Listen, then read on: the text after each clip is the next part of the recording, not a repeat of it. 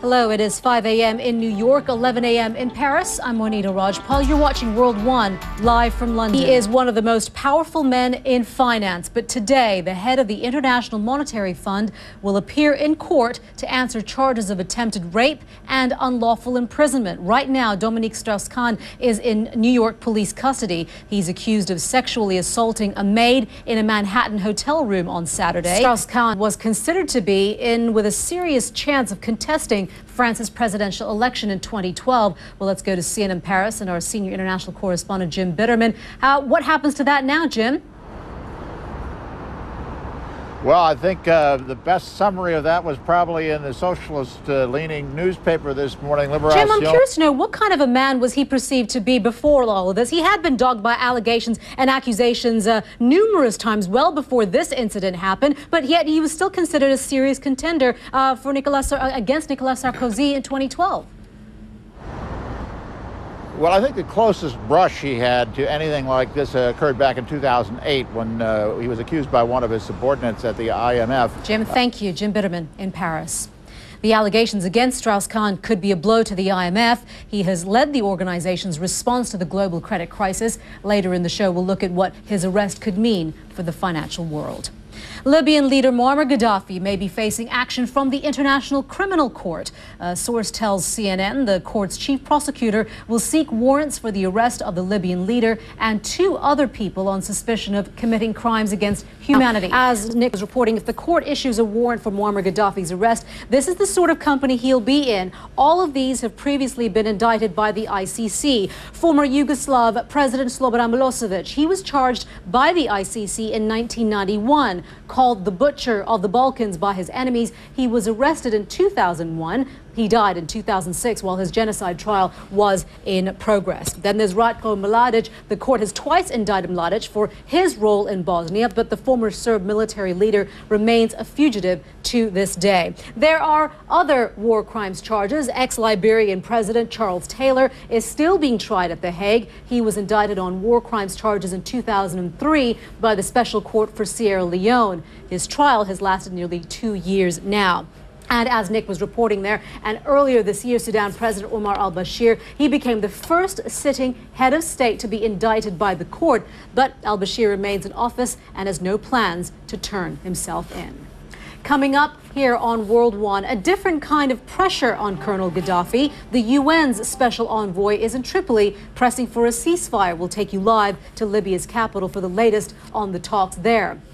An international peace group says Israeli naval forces fired warning shots at a Malaysian ship. The MV Finch was heading for Gaza with materials to help rebuild its sewage system. Separately, the UN is calling for restraint on all sides after clashes between pro-Palestinian demonstrators and government forces along Israel's borders left at least 12 people dead. Confrontations between protesters and police also erupted outside the Israeli embassy in Cairo. It happened on what Palestinians call Nakba Day, when Arabs mourn the founding of Israel in 1948. CNN's Kevin Flower joins us now live on the line from our Jerusalem bureau with both of these stories. And Kevin, let's first of all begin with this, the MV Finch being forced to retreat into Egyptian waters. What happened?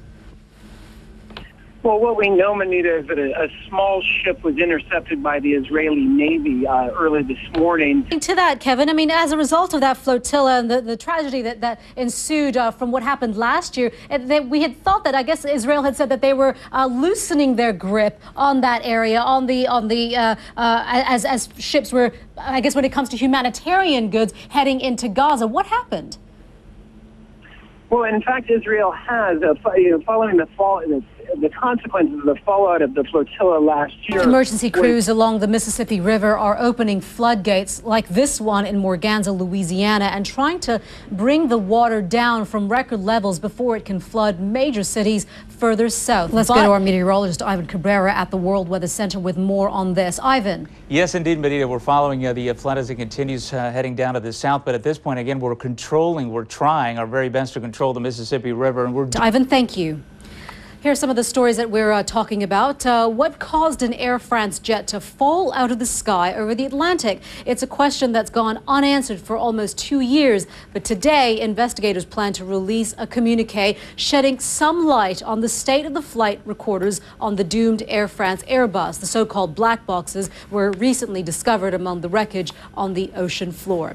Now, if someone could tell you how long you've got left to live, would you want to know? A new blood test is offering to tell you just that. The controversial telomeres tests will go on sale in Britain later this year and at a cost of around $725. Telomeres are structures at the tips of the chromosomes that reveal the speed at which a person is aging.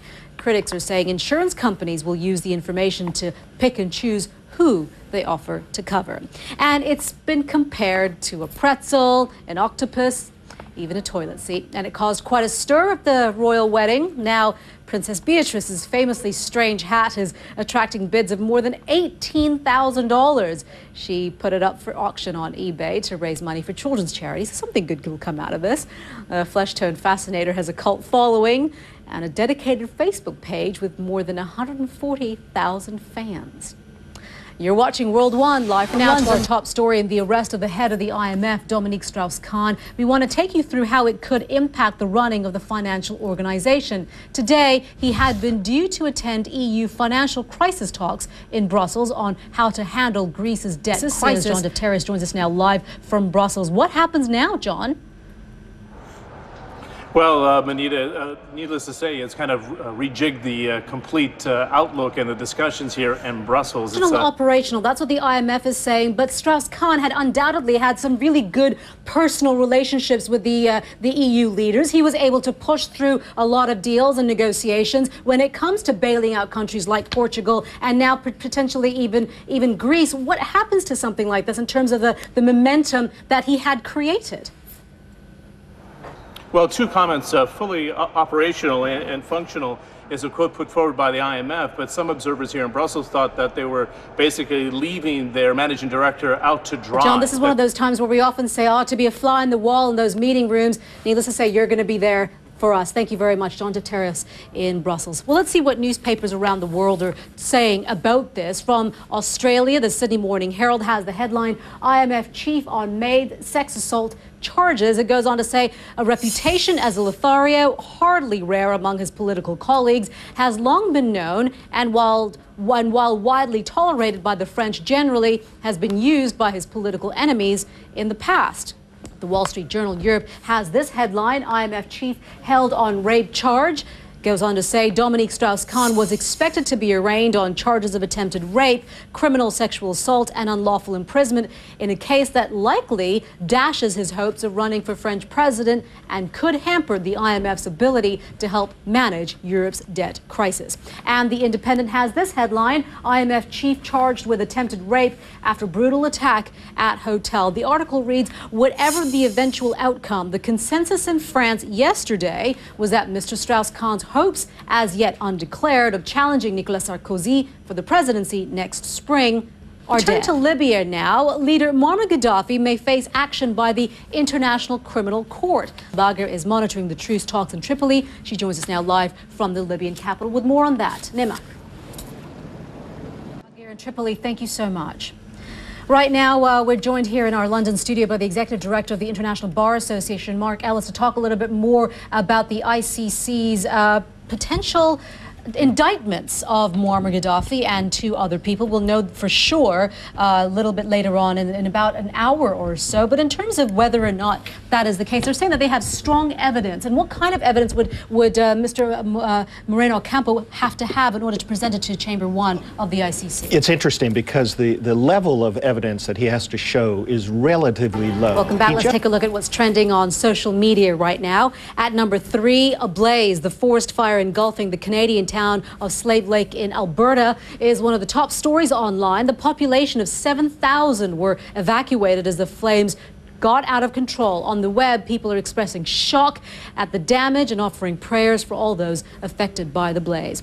At number 2, the final countdown. Fingers crossed. Tonight, the Space Shuttle Endeavour's last ever mission is due to get off the launch pad. After this, it's being retired from service after more than 3 decades. This is a popular story on CNN.com as former astronaut Leroy Chow talks about his own space missions and the shuttle program's legacy.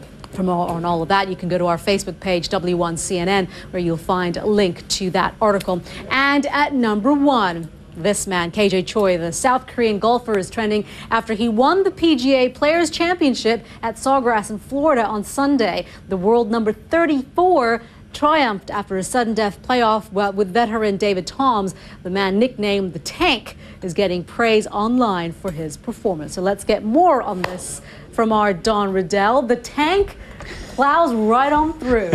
It's an amazing story. Number 34, and he takes it away. Yeah, no, he's a great player too. Very popular on the tour. He started off his sporting career as a bodybuilder, actually, so perhaps that's why he's known as the Tank. I'll show you how he did it, though. It was the biggest win of KJ's career, worth over $1.7 million. All right, Don, thank you very much. You're watching World One, live from London. Now, within the hour, the Vatican is expected to offer new rules telling bishops how they can deal with cases of child sexual abuse by priests. Now, it's CNN's Richard Green here in London. Many will say, well, it's about time, isn't it?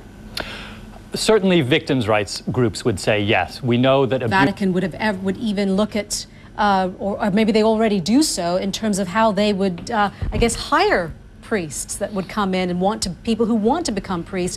Are there background checks? Are there things like that that go into place?